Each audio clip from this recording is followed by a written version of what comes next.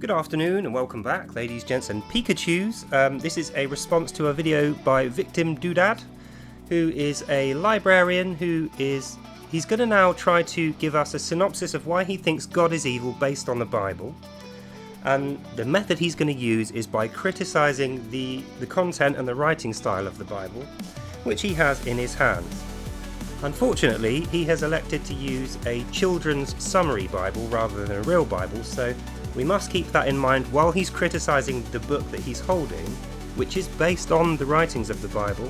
It is not a Bible that he is going to be criticising here. So when he criticises the literary style and the content of this book, try and transpose that onto a real Bible as if that was what he was reading. I think that was the intention. But anyway, let's get started. I'm going to stop-start as we go through this video. This is the first time I have watched it, and I'm going to give my reactions to his comments. So, let's get started. Let's start from the beginning, yeah? Genesis 1.1, right? Let's do this. The beginning of the world, okay? In the beginning, God created the sky and the earth.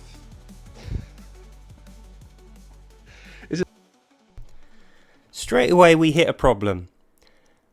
Ridiculing the fact that the sky and the earth were created. So I assume that he thinks that creation never happened and that the sky and the earth should not exist. So, I mean, fair enough. You're reading a child's book and it's simplified the words of Genesis into a single line for little kiddies to understand, where God creates the sky and the earth, which is kind of a roundabout what Genesis amounts to. But by simplifying it that far into the format a child would understand, it means the understanding that you have taken away from it is also to a child's level, and that's just not good enough. I thought I made it quite clear that the approach that I wanted to take to the debate that I was offering you was a thorough, detailed debate for dignified, intelligent adults. How can you do that when you are reading from a child's storybook summary? And after one line, you're hysterically laughing as if you've won a game of chess against me. Not a good start, sir, but I will forgive it. Let's carry on. Let's see what else you have to say. It's as simple as that, yeah? Where's the explanatory power in that? The explanatory power is in the actual Bible. So you can't really blame the Bible for not explaining things to you when you decided that you weren't going to read the Bible. For instance, I have with me here an interlinear Hebrew Bible based on the Masoretic text, which has word for word the original Hebrew, along with some commentary by rabbis in Hebrew and then an English translation. And had you read that, you would get much more of an explanation of why and how the creation story goes through God's supposed own words. What you have instead is the summarization given to a tiny child with a single line, and it read as you thought it did. You know, I create sky and earth. So again, what you're doing here is you are ridiculing a child's book as an adult. Let me remind you of that. That's what you are doing. But anyway, let's carry on. In the beginning, he created the sky and the earth. He just farted it out, I suppose, yeah?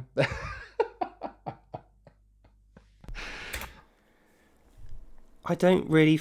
Do you know what? I'm trying to identify with you here, friend. I really am. But I don't see how this is constructive in any way. You're not reading the right book. Despite that you claim to be a librarian with intelligence who loves books, you held up Nietzsche and gave me a little lecture about how your study level is high because you read Nietzsche. I read Nietzsche too. It was an okay book. But you know what I didn't do?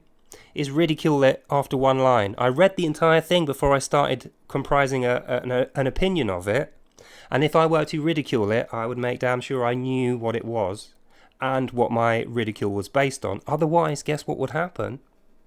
People who know the book better than I would ridicule me, and I would have made a fool of myself, which I really hope you're not about to do here.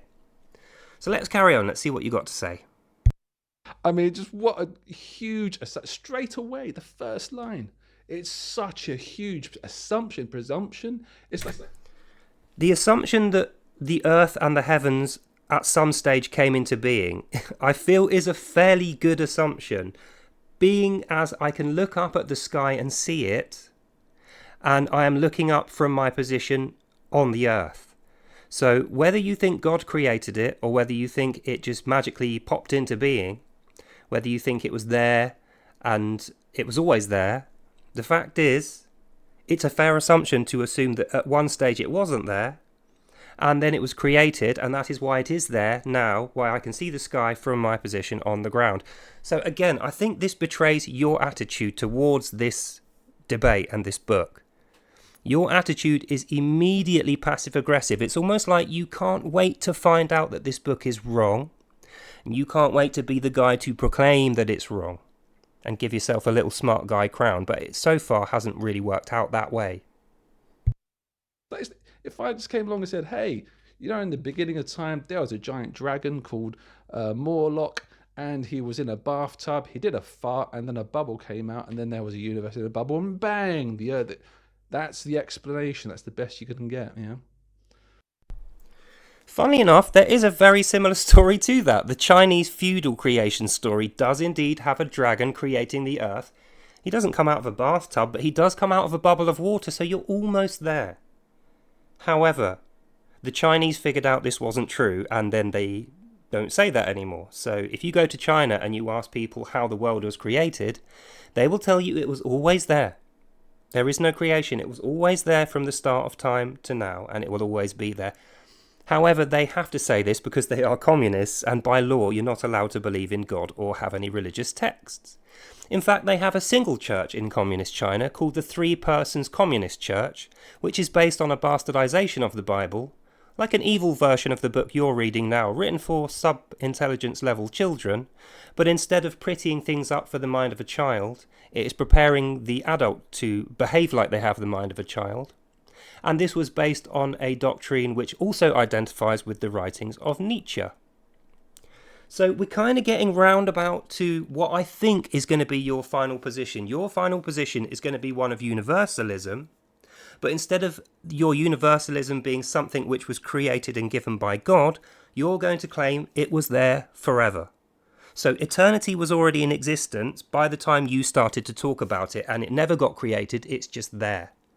But you need to explain that. So you may ridicule God by saying, I created sky and earth, but I'm going to ridicule you by saying it was always there. You have to demonstrate with logical evidence, or at least a theory that works, why it was always there. Otherwise, guess what? You are equal in stupidity to that child's book, and I will ridicule you just the same. And I can guarantee you, you will not be able to prove that the earth was always there. So anyway, let's carry on. This is going to be a very long video, I feel like, because I have an awful lot to say on your, unfortunately, poor attitude towards the task that you have taken on. And I don't feel like this is going to be the kind of content I'm going to put on my channel.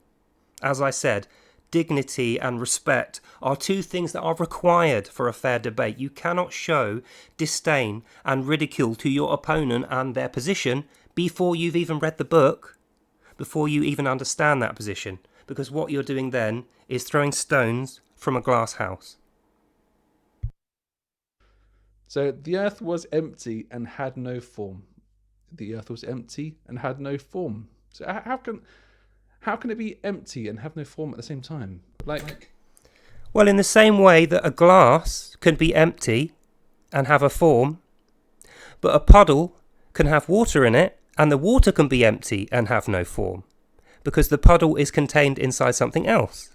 So the boundary of the something else is the thing that has form, and the puddle of water in it doesn't have no form. It's taking the shape of whatever surrounds it. So in the Genesis creation story, the earth is a ball of water which has no particular form, surrounded by the Spirit of God, which you don't know because you're not reading a Bible. You've got a children's storybook version of it with all those details removed. But had you done what you said you were going to do and read an actual Bible, you would have had that information and the context would have been more clear to you, Mr. Librarian. So that is what I think you should do in future. Rather than say, I'm going to argue against you using a Bible and then pick up a child's summary book instead, just stick to the task of actually arguing the Bible. And then none of these questions will pop into your head because you will have the information at your fingertips. Let's carry on. This glass is empty, but it has a form. Yeah, it has a form of glass. And the air inside it has form because it's inside the glass. But if you remove the glass, does the air around it still have form? No, it becomes formless because the container that is giving it shape has been removed. And before the container contained the air, when the air was just in the air, it had no form. So you're saying things that have no form cannot possibly exist whilst breathing air which is around you that has no form. So I think the less said about that argument, the better. So I'm going to try and be generous, and just things that just clearly are wrong like that, I'm just going to skip past. And hopefully at some point we'll get to an argument which you will make, which actually stands up to minimal scrutiny, and then we will tackle that. Let's carry on. So, space, empty space, it still has a form. It has space-time. So space-time has a form is going to be your argument against the Bible. You're going to say Genesis is wrong, even though you haven't read it, and how you're going to prove it wrong is to say that space-time has a form. But in doing so, you're now going to have to demonstrate how space-time has a form, and you're going to have to give examples of where that form was proven. So, look, it's not for me to tell you that you're taking on a task which may be beyond your limited intelligence. Now, I say limited intelligence because you're a regular human being the same as I am. I also have limited intelligence. But the task I am taking on is well within my limited intelligence. I am trying to read a book and understand the simplicity of the concepts contained within its content, the Bible. What you are doing is trying to deny the content and the principles laid out within that content, and you are doing so with theoretical metaphysics. Can you see why I am now ridiculing you? In order for you to disprove the concept within the Bible, which even a child could understand, which is why you have got that child's book there, because they are teaching it to children, and children are understanding that, then they are progressing on to the big boys version, the adult Bible. In order that you can disprove a child's book, you have to go to theoretical metaphysics, which I guarantee you do not understand. Now, I'm not saying I understand theoretical metaphysics that well either, but I have a general grasp of it, because I also am I am a lover of science. I am studied in the ways of conventional physics. I'm qualified in physics. So for you to be using theoretical metaphysical forms of time and space and your scant descriptions of those to try and disprove an idea in the 2 lines of Genesis, which you have not read, you've just read a 1-line summary, is quite frankly ridiculous. And I don't feel like that is something that's going to make it into my videos either. So hopefully as we go on through this video, because it's only been 5 minutes so far and 5 minutes of my commentary, hopefully we're going to get through this puerile, childish passive aggression, this sophistry, and we're going to get to something actually solid that you will say. So let's hope for that and hope we see it soon. So how you can't have something that's empty and no form at the same time. That doesn't make any sense. Yes, you can. I gave you the example already. A blob of water, like a raindrop falling through the sky, has nothing inside it, but it also has no form. So that is exactly kind of like what the Bible is trying to describe to you. While God is creating the earth, first it's a blob of water that has no form, and then he forms it into a shape with solid stuff, ground and precipitation and everything else that comes later. But to say that something cannot be both empty and formless is physically incorrect, because the example that I gave you of a blob of water, it doesn't have a consistent form, but it doesn't have any content. The water is the water. You can't say that the water is its own content. If the water had a fish in it, then you would say it was formless and it had a content of a fish. But in this example, it has no form, but it also has no content, and that is physically true. That is a physically true state, not a meta state, not a theoretical state. It is a physically true state. That is what Genesis is describing to you, as you would know if you'd actually read Genesis. All right, let's carry on. Darkness covered the ocean. So, hang on, what? So the Earth was empty and had no form. So, from what I can gather from that, Earth doesn't exist, right? But darkness covered the ocean. Where's the ocean coming from? Well, I'm going to have to keep going back to this. It's going to get rather long. In the actual Bible, it doesn't say that. It doesn't say darkness covered the ocean. That's a very simplified way of trying to tell a child that at the beginning of Earth's formation, it was made entirely of water, and the only light was the light of God, so there was darkness everywhere else. So it is actually a fairly simple it's a fairly simple concept, but even so, because it's being translated twice into English, and therefore there is a lot of words, they have simplified it right down in order that a small, tiny child can understand it. So I feel you do yourself an injustice here, sir. You're making me think that your intelligence is more limited than it seems, and that you are actually not a serious debate candidate here, because what you have done is, rather than insult and ridicule the contents of the Bible, you have led yourself to a place of ridicule in the eyes of me. And we're not even 10 minutes through yet. So anyway, let's pray to God that at some point in the next half an hour, you are going to say something tangible, which is a real constructive argument against the text of the Bible as you first claimed you could bring me, and we will meet that head on. If there's you can't have an ocean without an Earth. That's not how the Earth works. The Earth is a big ball, molten lava in the middle, iron, you got crust, mountains, and then you got bits of water on top of it. You can't have an ocean with an Earth that is formed with. Yes, I am well aware that you cannot have an ocean floating around on its own. That would be very unconventional. But as I said, that is not something you will find in the text of the Bible. That is something that a person has summarized for a tiny child who doesn't understand what the crust and the mantle of the earth are, has no concept of a sphere, earth, gravity, or anything like that. This is not a physics guidebook for a child. This is a storybook based on the Bible for a mother to read to a tiny child before bed.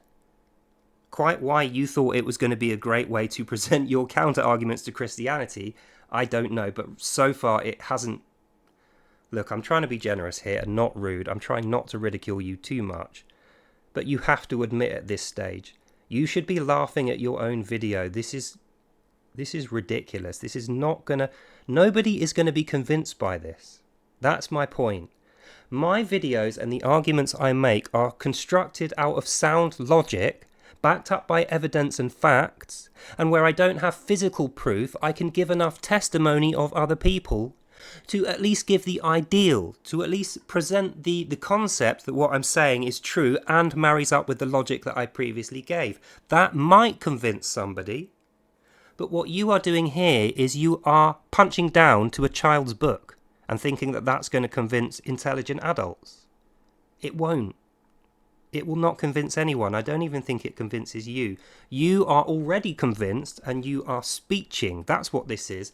This is you giving a speech of why you dislike the Bible to me, and you've tried to cover it up in a nice, intelligent debate style format, but it's not working.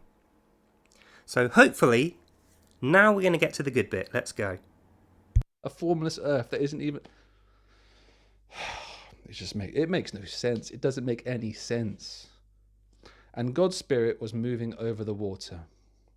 Moving over the water over an Earth that doesn't have any fucking form. Please don't swear, because I'm going to put this on my channel. I won't bleep that out because it's one and I can deal with one. But I would hope that you can keep yourself together enough to get through the next half an hour without turning it into a diatribe of hate-filled expletives. So anyway, let's attack the point that you said. You think that there can't be water on the earth before there is dry land for the water to sit on because of gravity, right? I understand that. But what you are not recognizing is the details that are missing from your child's book are present in the correct and adult version of Genesis. And if you read those in the context of the story of creation, it makes perfect sense, and it actually describes a spherical spinning earth with a core of solid matter surrounded by oceans, which was created by God in order to house life. That's the point of Genesis. Genesis is describing why the earth is the way it is, how it physically looks and works, and remember, it was written virtually 2 millennia ago. So when this book came out, they didn't have the science to have known that. You and I have the benefits of modern science and space technology. We did not have to believe on a preacher telling us that the earth was a spinning ball in space covered by water. We probably wouldn't have believed it had that been told to us. But 2,000 years ago, there was no option. You either believed that or you believed the earth was flat, because that's what people thought previously to the Bible coming out. So maybe you should keep that in mind while you're ridiculing the creation story, is that the creation story at least accurately portrayed the earth as a spinning ball covered in water in space, lit up by a big light and a small light, being the earth, the sun and the moon. But of course you're not going to know that because those bits aren't relevant to the author's retelling to a child. So you are having a child's level argument with a child's level book with me, and I just think it's a waste of time. So purely and simply out of respect, we're going to go through the rest of your video, but I'm now going to start speeding it up because I can see there's not much here to your argument. It falls flat, effectively.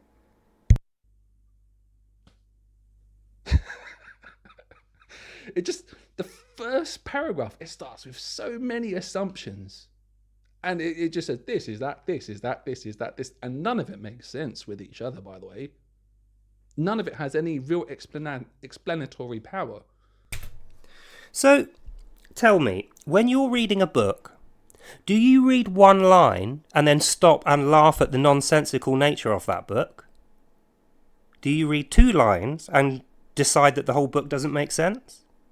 I guarantee you, being a librarian who loves books, that you do not read like that. So you are giving a biased view of yourself here to me. When you read Nietzsche, did you get to the end of the first sentence and laugh and say this doesn't make sense? Because I guarantee you, if you take one sentence and throw the rest of the book out, it doesn't make any sense. You know why it doesn't make sense? Because the concepts contained within are complicated and require further thought and discussion and, description. Which is why it is not just one sentence. It is pages and chapters and a long old book. So rather than betraying your intelligence, which is what you're now doing, and claiming that you can't make head nor tail of a child's version of Genesis, why don't you just read it through and actually try to understand it in the context and the time it was written, i.e. in the Bronze Age, when people thought the world was flat, that the sky was made of water, and that the sun was a projection of God and didn't have any physical matter to it, and that the moon wasn't real either. That's what people used to think. So, let's continue. Someone said to me, explain to me how a laptop was made, yeah? How did Microsoft make your laptop? And I said, well, in the beginning, there was, the laptop was formless, and it was in a dark ocean, and then Bill Gates flew over the top of it, and then he saw that there was a shadow. You have no idea what you're talking about. You do not. Correction. I'm not the one talking. You are. See, now you're giving away a lot about your position. You claim to be coming to me as a friendly debate candidate, right? That's what you presented yourself as. Even though I had my doubts about it, I was generous. I let you say that, and I didn't argue with you. But I can see now that isn't your position at all, is it? You want to attack me personally because I have a religion you don't agree with, and you think people who don't agree with you, with your atheism, should be attacked, and that's a fair and moral thing to do. That's why you're now attributing the words of your not Bible, your child's summary, storybook version of the Bible, to me, when I haven't even seen it before. In fact, you know what? I'm going to get straight on Amazon now, and I'm going to buy that book, and I'm going to read it to see if I can understand it when I read it verse by verse. But I guarantee you, even though I'm probably of a similar intellect to you, maybe a point here or there, I will understand it fine. And the reason is because I am not going to be trying to misunderstand it in order to strawman a complete stranger on the internet for shits and giggles, which is what I think you are doing. There we go, we both have a swear word now. I don't think we're going to get to the end of this video because so far you've just wasted my time, and I feel like my time is precious to me. You should know, and I know, we don't have unlimited time on this earth. And I like to spend my time with people who warrant that time, people who are going to use it for a benefit either to themselves or others. Now, I don't mind spending time teaching people or learning from people, but what I don't want to do is sit here listening to you reel off a bunch of falsities to me. That's what you're doing. You are laughing at a child's book and attributing that ridicule to me so that you can third-party ridicule God. I mean, it is just ridiculous. And the whole idea of you laughing throughout it, remember that you chose to attack a child's book. That's what I'm going to hang you on here. Instead of approaching this like an adult, a respectful, dignified adult, having an intelligent, diverse conversation, a discussion about a large, all-encompassing concept of creation, God, matter, humanity, morals, instead of facing that and giving it the respect it deserves, you are chiding a child's summary book and laughing in my face as if I wrote the thing for you, claiming you don't understand it after 2 and 3 sentences have passed. That says more about you and your character than it does about the book, I, or my religion. Not know what you're talking about regarding laptop. Can you please explain to me how the laptop was actually made? Okay, let's go through how a laptop is made, even though it's nothing to do with the subject. So you're trying to relate your storybook child's version of Genesis to how Microsoft made your laptop. But let's assume that I am explaining to a 5-year-old child how to make a laptop. So rather than go through the intense and the complex processes of mining rare earth minerals and combining them in a lab, using chemical reagents to draw the magnetic properties out of them, then supercooling them so that I can stick them together in a factory in China somewhere, because they won't understand that, I'm going to assume, since I'm speaking to a person who reads children's storybooks and thinks they're hilariously funny, I'm going to assume that I'm speaking to a 5-year-old, and I'm going to tell that 5-year-old how laptops are made. Dear child, laptops are made of materials. Materials don't have shapes until you pull them out the ground, and you pull them out and you make shapes out of them. Then you make them into the shape of the thing you want to make. In this case, I made the shape of a laptop. Then I put it inside a box, and then I put it in a shop, and the shopkeeper says, please give me money. And then I give him some money and I buy the laptop. And that, my dear child, is how you have this laptop. That is the level of comprehension you are giving the Bible, or you're not even doing it to the Bible, you're doing it to a child's summary. But you expect me to put my time into this and give you an adequate and equal level of respect that I've been giving everyone else and that I previously gave to you, despite the fact that you show me no respect here. You absolutely intend to waste my time, and during your waste of time, you also wish to ridicule me and my beliefs, despite the fact that you clearly have no understanding. You haven't even read the book that you claim to be criticising. Sir, let me tell you something.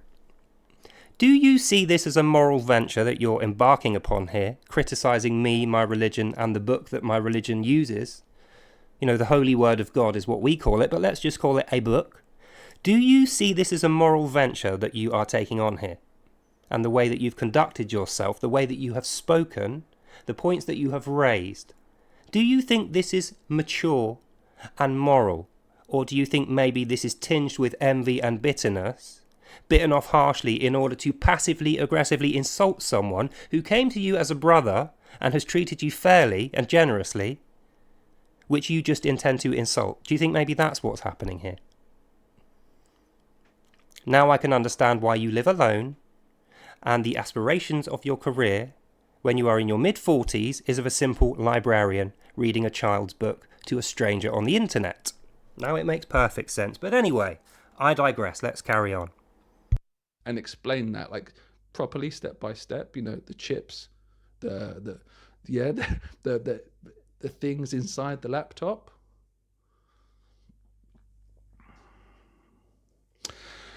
Then God said, let there be light. Okay? And there was light. God saw that the light was good. So he divided the light from the darkness. That's not how light works. Actually, that is how light works. How do we divide light from darkness? you should be able to understand even this rudimentary, simple level of physics. If you have a light, bearing in mind we know light only travels in straight lines, and you want to create an area of darkness, thusly you are dividing the light so that there's light on one side and darkness on the other, what would you need to do? Well, what you would need to do is place a solid piece of matter in front of the light, so that on one side it would be lit up, the side that's facing the light source is now lit up, and the opposed side, which the light source is hidden from, is dark. Therefore, you have divided the light by placing an object in the middle. So in the context of Genesis, you have a ball of water being created in space by God, and now he has put some solid material in the middle. Thusly, we have a night and day cycle. It's very simple, but I think you are going out of your way to misunderstand it. In fact, that's probably why you elected to use this child's version, because you know you wouldn't get away with this level of blatant ignorance that you are purposefully putting on if you had a real Bible in front of you. So that was a calculated move from you to sidestep the actual science and moral implications of Genesis. But I'm still going to go through this video regardless of the fact that you meant this as an insult and you had no intention of formulating a decent logical argument against Christianity or the Bible. This is just you going, heh! You know, you're like Nelson in The Simpsons, only he actually was effective. But in this instance, Bart is going to crap all over your completely ridiculous video. This is what happens when you approach people with this bitterness, this evil spirit that you seem to be inhabited by.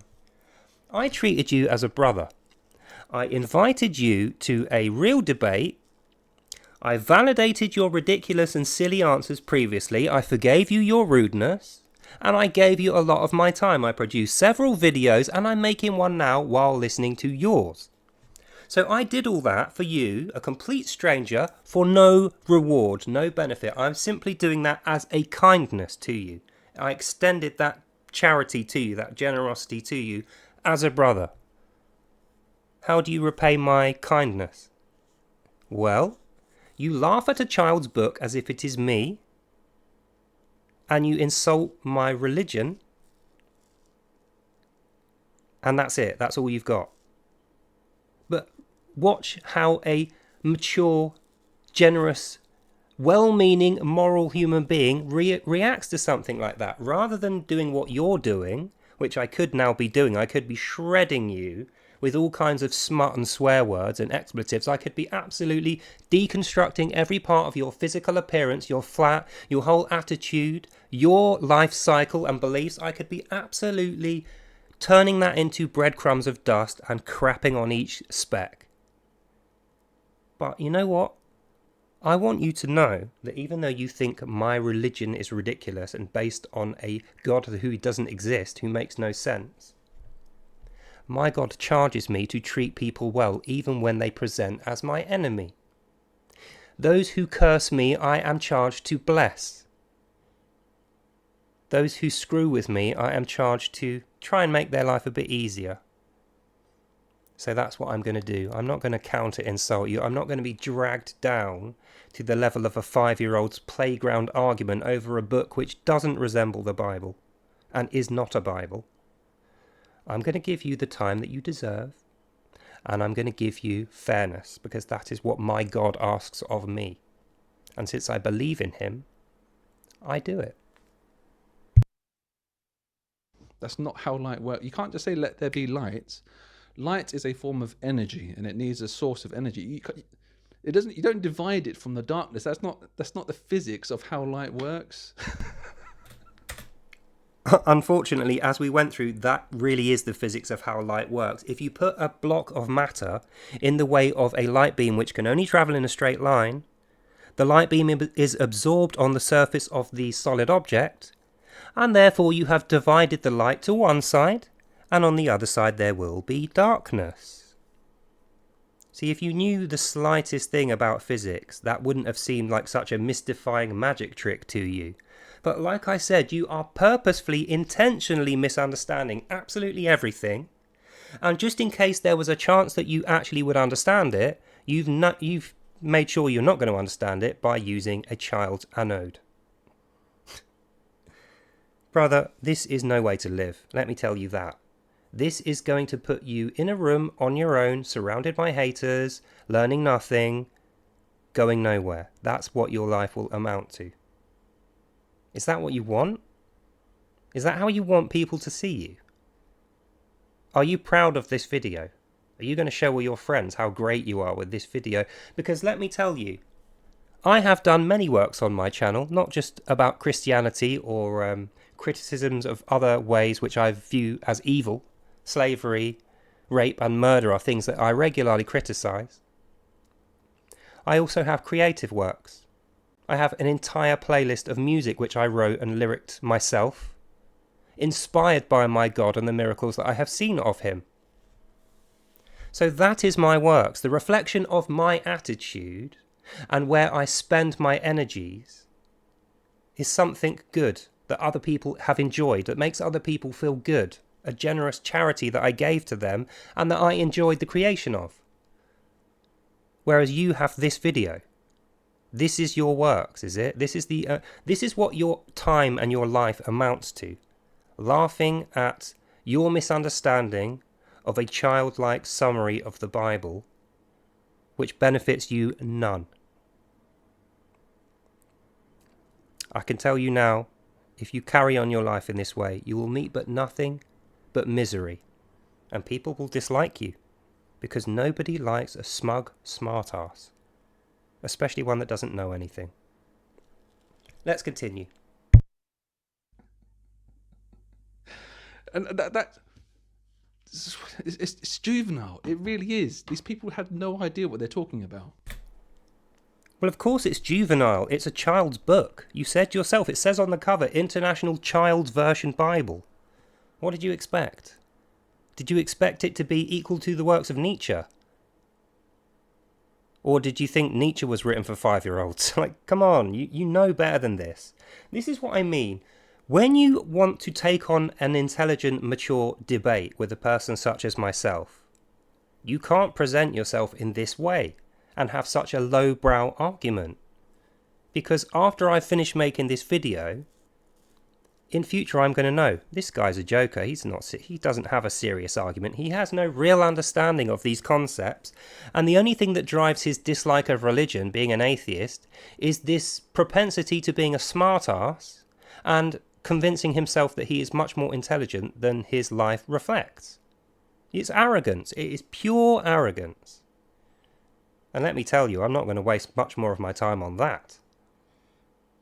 But I implore you, if you want to enjoy your life and have respect from people, if you want your life and works to be something productive, creative and beneficial, perhaps you should spend your energies on writing music, or making films, or carpentry, or anything else that is creative, rather than what you're doing here, which is just, you're throwing your time into a black hole, friend, you really are. So let's carry on, let's see what else he has to say. Light is a form of energy, right? If you've got fire, if you've got the sun, it's a big ball of gas creating nuclear fusion, which lets out bursts of energy in the form of heat, gravity, and light, right? There's no... Hang on a minute. You said that the sun lets out gravity. The sun does not let out gravity. Gravity is not an emitted thing. There is no particle of gravity that is being emitted from the sun that pulls things towards it with the power of that particle, because if that were the case, you could put something in front of it to block that particle, and the thing behind it would therefore not be affected by gravity. But we know from conventional physics, and we have known for some time, pretty much since the Bible times actually, that gravity is a force field. So you cannot put something in the way of it because it exists on either side of the thing and in the thing itself. I'm getting sidetracked anyway. Please read up on physics if you wish to understand the ins and outs of gravity. Don't read it from a child's book, because you'll make the same mistake you've made here and you will have the same childlike lack of understanding. Dear God. Right, let's continue. Splitting of the light with the darkness. That's not what happens in physics. In the reality that we live in, there's no splitting of the light from the darkness. Apart from when you put an object in front of a light bulb and there is a shadow that appears behind it. then you have divided the light from the darkness through putting a solid object in the path of the light beams. But these people, they clearly didn't know what they were talking about. And God, God named the light day and the darkness night. Ugh. See, what happens here in Genesis is we get the description of a spinning ball in space with phasing light on one side, which starts off being in the daytime and ends up being in the nighttime. That's how we know it's also spinning as well as spherical, with a rock centre surrounded by water in space. So the biblical description of how Earth is was accurate. 2,000 years ago when that was written, that was accurate. And keep in mind, this is before Plato, before Galileo, before Einstein, and before you. Before ChatGPT and the internet. None of that stuff was available. There was no conventional science, and people thought that the world was flat. So this was extremely new and exciting in terms of science to be described as a spinning ball in space, whereas people thought that it was a flat globe surrounded by glass. People thought it... Read your history, man. You will find out, back in those days, people legitimately thought that the Earth was like a snow globe. It was a flat piece of land, surrounded by half of a semicircle of a glass dome. Inside the glass dome was air, and outside of it was water. That's what people physically thought. They didn't know the Earth was round. They certainly didn't know that it was spinning, and they had no idea about gravity. So you may ridicule the Genesis account of how Earth was created, but you cannot deny, now that I've filled you in on the little details, that it is 100% accurate, and it was accurate way before any of the science guys started to prove that with their experiments. So maybe the ridicule should be on your side, because you didn't already know that. Then again, you're not going to know an awful lot if the books you choose to read are written for 5-year-olds. Crikey. Crikey. So on the other side of the galaxy, where maybe there's like in a black hole, maybe there's no light in there, right? So is it night in the black hole? Because... See, once again, this betrays your lack of physics knowledge. There is light inside a black hole. There is nothing else but light at the centre of a black hole.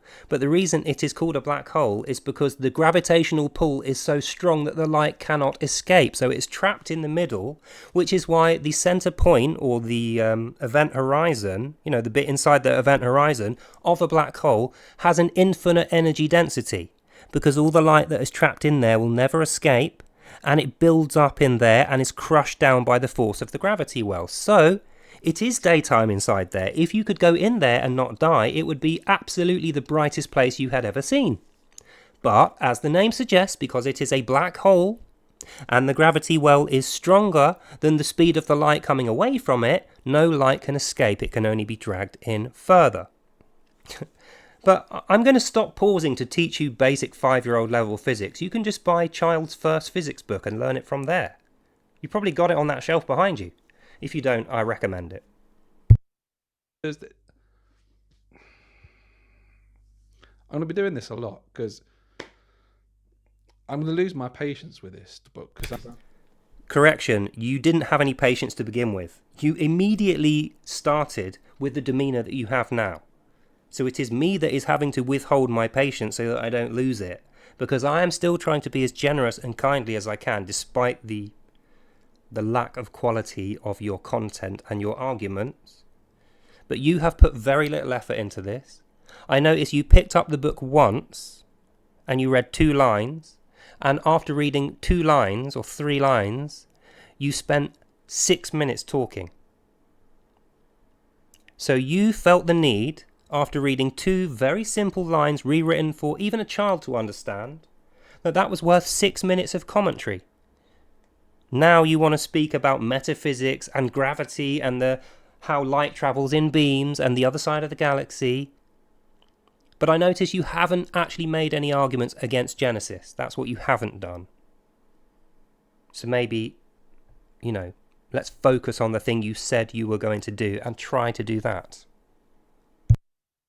I know what I'm like. Every time I read it, I lose my patience with it because every word just sounds like the ramblings of a crazy juvenile kid that I have no idea what they're talking about. No offence, my friend, but that's kind of how you're sounding to me. But since I am a mature adult with a sincere, kindly and generous attitude, I can remain patient in the presence of a whimpering child who doesn't know anything.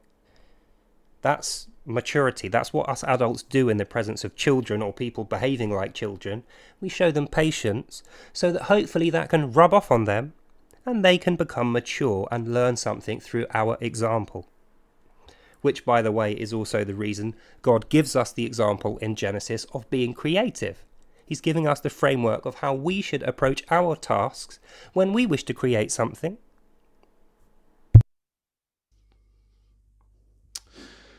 Evening passed and morning came. This was the first day. Well, great. That's Genesis 1.1. And you can. I'm a librarian. I know about books, right?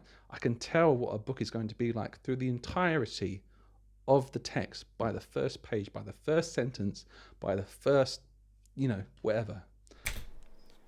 That's a pretty big claim to make. And based on the fact that your previous claims have gone totally unproven and the evidence that you have suggested has been rubbish, I beg to differ. I'm going to call BS on that claim. You cannot look at one page of a book and presuppose the contents of the rest of that book.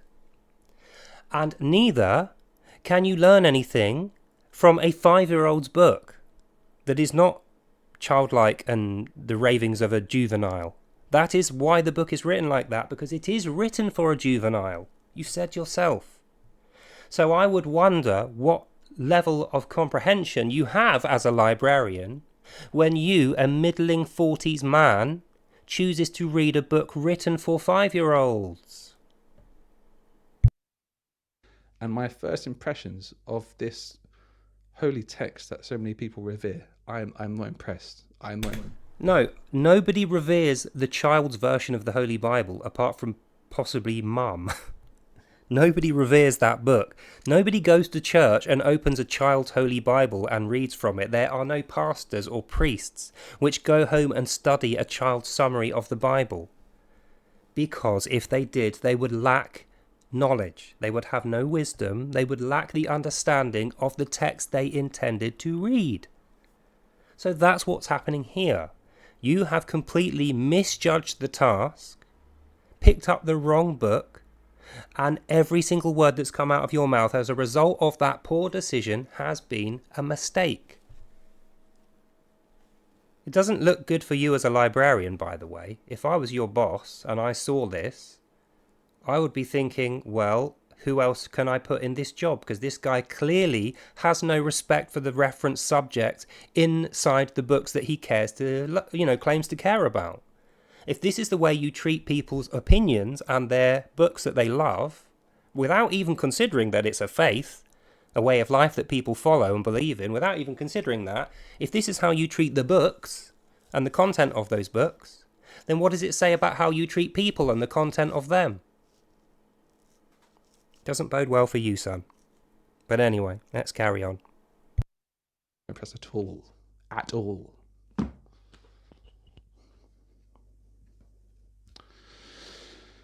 So, we can pretty much from the beginning of the Bible assess that it's intellectually bankrupt. There is no real intellectual substance here. Yeah. I think the rest of this video is going to be a complete waste of time. You have read literally 4 lines of a child's book. You keep referring to it as the Bible when you said at the beginning it wasn't. You held up the book that is not the Bible and you were claiming that's the Bible.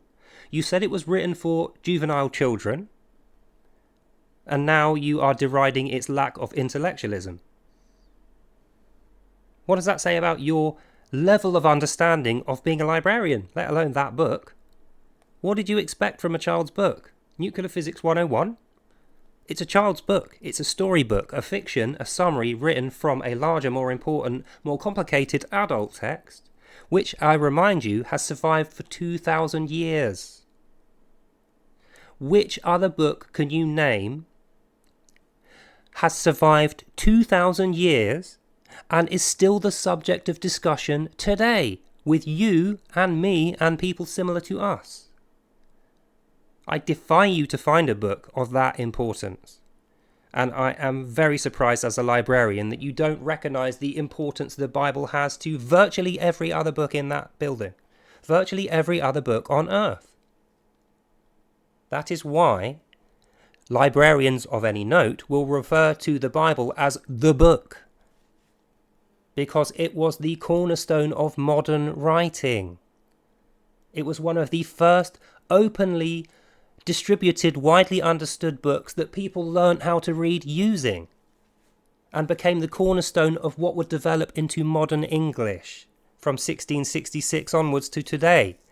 That is not just a reference book for a religion, my friend. That is a historical reference book for the literary language we are speaking. So how can you sit there with a straight face, Mr. Librarian, and say it is intellectually bankrupt? Oh yeah, that's right, because we're not actually reading the Bible, we're reading a child's 5-year-old summary version. I'm going to give you another 5 minutes to make an argument, and then I'm going to assume that you have made none. And you can just comment me with a timestamp if I was mistaken. Let's get to the end of this absolute mess. These people aren't serious about what they're saying, and anyone that took their own intellectual credibility seriously would have the maturity to know not to take this seriously. That is the most hypocritical sentence I think I'm going to hear all year. Just think about what you just said in relation to what I've been saying over the last 15 to 20 minutes. And then look at yourself in the mirror, because that was... sometimes there's just not the right words to say. And my mother always taught me, if you have nothing nice to say, don't say anything. And that's how I feel about that comment. I don't have anything good to say about that, so we're going to move on. But really. So, let's go to the moral, right, bankruptcy that this book is talking about. We'll go right to the other side of the book. Okay, now let's do Jesus first, because that's what we're talking about. So let me get this straight. You said you were going to give me your critical literary analysis of the Genesis story from the Holy Bible in order to demonstrate that God is evil. You've given me 6 lines or something like that, which didn't demonstrate anything immoral or evil at all. In fact, didn't demonstrate a whole lot about God, past the fact that he claims to have created the earth and the sky in an accurate way. Although you didn't know that because you didn't actually read the Bible. But now, rather than complete your thesis and give me the argument that you promised you would provide, you're now going all the way to the end of the book so that you can talk about Jesus. So am I to assume you don't have an argument against Genesis then? Because that's what you claimed that you were going to give me. That is why you made this video, is it not, sir?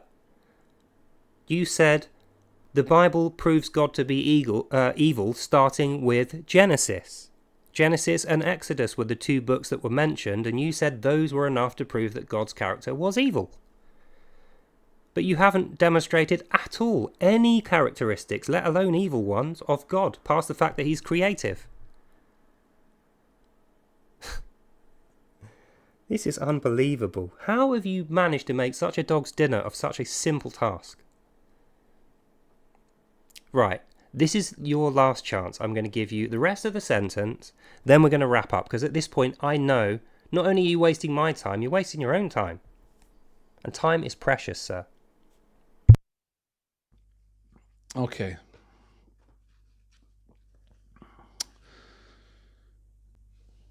And now, Jesus is often talked about from believers. I don't much appreciate the way that they talk about Jesus, because they always talk about him like he's the greatest guy on earth.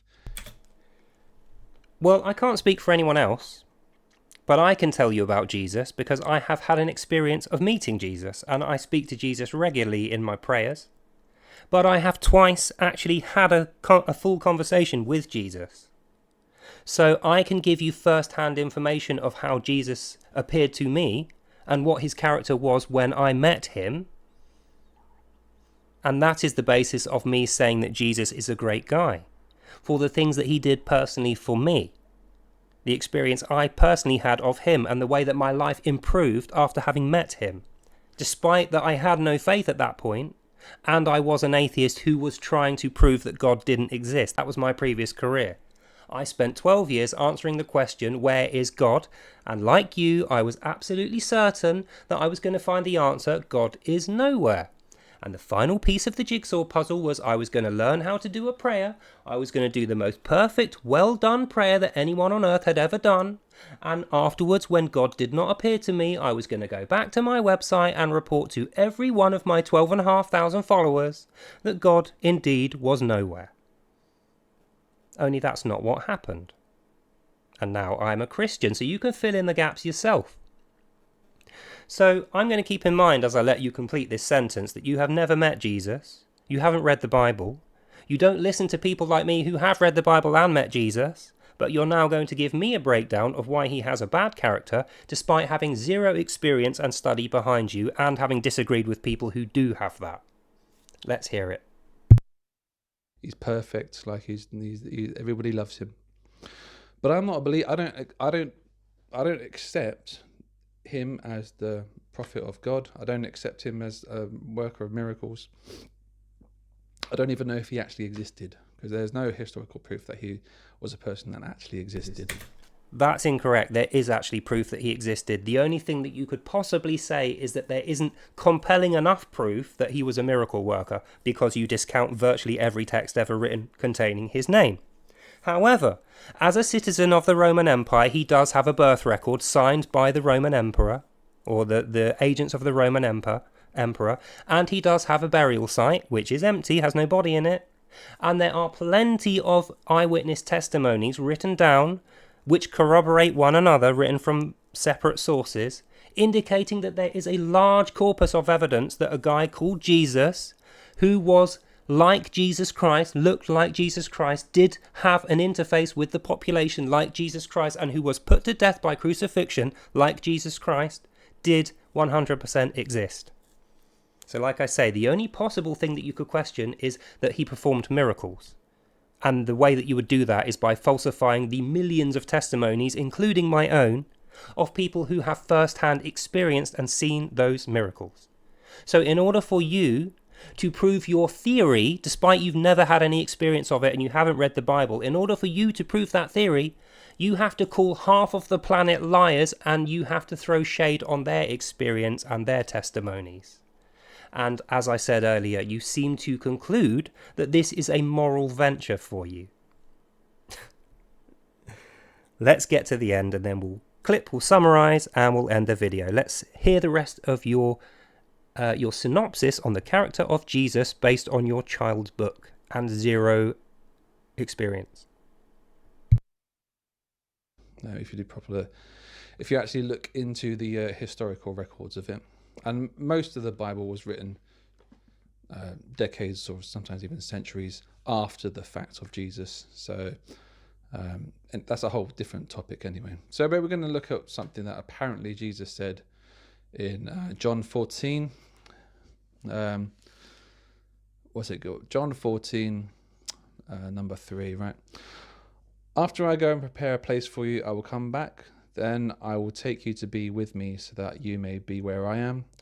You know the way to the place where I am going. Thomas said to Jesus, Lord, we don't know where you are going, so how can we know the way? Jesus answered, I am the way. I am the truth and the life. The only way to the Father is through me. If you really knew me, then you would know my Father too. But no, you do not know him. But now you do not know him, and you have seen him. Philip said to him, Lord, show us the Father. That is all we need. Jesus answered, I have been with you a long time now. Do you still not know me, Philip? He who has seen me has seen the Father. Okay. So basically, the only way to get God's approval and appreciation or whatever is through Jesus Christ. That's the only way you can do it. And what I find interesting here is that when people that believe this stuff, right, they would interpret it in this completely different way. They would be like, yes, This is true. The only way to get through to God is Jesus. Jesus is the Savior Christ. We love Jesus. He's the Savior and he's going to forgive all of our sins, blah, blah, blah. But if you don't believe this stuff, you read this and you're like, the believers make out that this Jesus is really humble. He's a really good guy. Yeah. This guy's saying, look, I am the spokesperson for God, the creator of the universe. I'm the guy that speaks for him. Hey, if you want to get on good favor with my daddy, you got to go through me, bud. Yeah. So there's plenty to talk about there, but I'm going to summarize it quickly.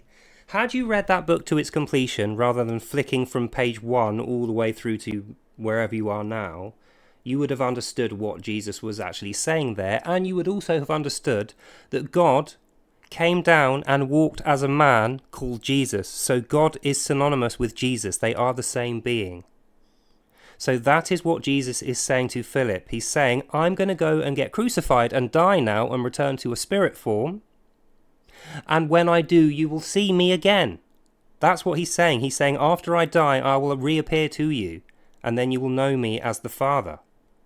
So he's not saying you can't get to the Father unless you first go through me like a spokesperson. He's literally saying, the Father and I are one. But you would never know that from your poor attempts to understand and read this child's book. Even if you'd read it fully, you probably wouldn't understand. But that's not the main point I want to end on. The main point I want to end on is this. I had not read the Bible in full or understood it, and I had no faith when Jesus appeared to me. So you have to assume that people like me don't exist, and once you have met me, you have to try and reduce my reputation so that you can say that I am lying. That's the only way that your testimony, your theory, can be in any way validated. It will never be proven because it is wrong. But for it to even stand on its own 2 legs, you need to attack me and call me a liar. You need to destroy the things I have seen and say that I did not see them, just so that your theory can appear in a sentence. And you consider this a moral venture. Whereas I say, I thought proving that God didn't exist was my moral venture, and praying and calling down God to show me that he existed through proving himself was the best thing that I ever did as a faithless, not Bible reading atheist. Because guess what? When I saw him, when my eyes met his, I knew he was God. I knew. And the first words out of my mouth were, "Oh my God, it's you." And he said, "I am." That wasn't from the Bible. I didn't read the Bible until much later. I saw Jesus through prayer, and then I read the Bible and realized that it was definitely the same guy that was being described. And in this way, and many others, I know the Bible to be the true testament and word of God, who is Jesus. But you will never understand that the way you're going about things. What's your understanding of the world, of creation? Why are you here? What is the purpose of your existence? So far, it's to ridicule people based on not even reading the right book, claiming that you're an intelligent librarian who reads Nietzsche, but then resorting to a 5-year-old's pamphlet, effectively, to construct an argument against the faith you do not understand. And the conclusion is, in order for you to even make that position, to even hold that argument on its own 2 feet, you are now going to say, I am a liar, I am stupid, I don't understand, I am repeating the ravings of madmen. That's what you're going to say of me. And you're going to say nothing of the absolute puerile hypocrisy that you have vomited forth during this video, and the fact that your point remains unproven, that you sidestepped the original question of proving that God was evil through your analysis of Genesis, which is what you promised. You're going to sidestep all of that, and you're going to smugly smile at yourself while you watch your own video and pat yourself on the shoulder and say, I am so smart. So you know what? Fair enough. If you consider that to be intelligent and moral, but you consider that me and my Bible are immoral and juvenile, then I fear your life is going to be a miserable one. And no amount of appeals of generosity or kindness from Christians and guys like me are going to make any difference at all, because you are stuck in your ways. You have decided on your position. Before you have opened your eyes, you know exactly where you're going. And even if you see a cliff in front of you, you are stubbornly going to walk straight over the edge of that cliff. Because I am so smart. And that is the end of this video. Make of this what you will, ladies, gents and Pikachus. Make of this man what you will, and make of his arguments what you will. But the main thing to remember is his claim was that he could prove that God had an evil character by an analysis of Genesis and Exodus. And that is not what we have here. So he remains unproven. And God remains what he is, not evil. And Genesis and Exodus do not prove that God's character is evil. Certainly not through the content of this video. So, I think my work is done here. This is all we have time for. I'm going to link you this guy's video if you want to watch the full thing. Please feel free to. And I think it's time to go and do something useful with our time. What a miserable man. If anyone needs Jesus, it is you, sir. So, I think, despite the abject disappointment of your reply, that's the end of this video. Hope you enjoyed that and you learnt something. God bless you all, and I'll see you lovely people in the next one. Bye now.